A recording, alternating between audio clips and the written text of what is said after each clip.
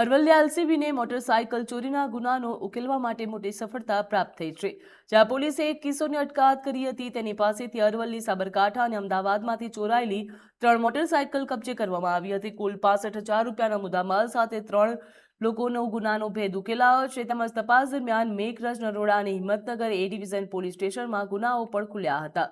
એલસીબીની પૂછપરછમાં વધુ બાઇકની ચોરીની કબૂલાત પણ સામે આવી છે. સમગ્ર મામલે કુલ 3 લોકોની સંડોવણી સામે આવતા પોલીસે આગળની કાર્યવાહી પણ હાથ ધરી છે.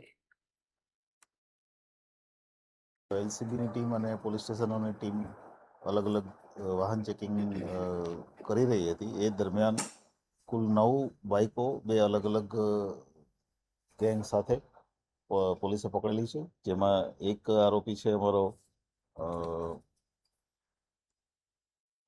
નરેશ કરીને જે આરોપી છે, અને એની સાથે એક જગદીશ કરીને આરોપી છે. એમાંથી એક આરોપી પકડાયો છે, એક આરોપી અમારો પકડવાનો બાકી છે. એની પાસેથી અમે 6 બાઇકો કબજે કરી છે. ટોટલ એમો એવી છે કે મોડાસા અને આજુબાજુના વિસ્તારમાંથી બાઇકો ડુપ્લિકેટ ચાવીથી કે અન્ય રીતે ચોરી કરી અને અહીંથી રાજસ્થાન લઈ જવાની. બંને આરોપીઓ જે છે સિમલવાડાના રાજસ્થાનના રહેવાસી છે.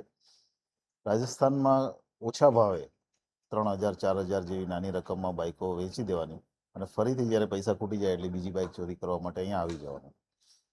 આ એમઓના આધારે એણે અત્યાર સુધીમાં 6 બાઇકો કબૂલ કરી છે. 6 બાઇકો અમે કબજે કરી છે. એ ઉપરાંત એક જુવેનાઇલ આરોપી અમે ટિન્ટોઈ પોલીસ સ્ટેશન અને એલસીબી પોલીસ સ્ટેશનના સંયુક્ત પ્રયાસથી પકડ્યો છે, અને એ આરોપી પાસેથી કુલ 3 બાઇકો કબજે કરી છે.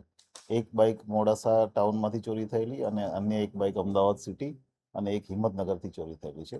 એવી રીતે કુલ 9 બાઇકો અત્યાર સુધીમાં કબજે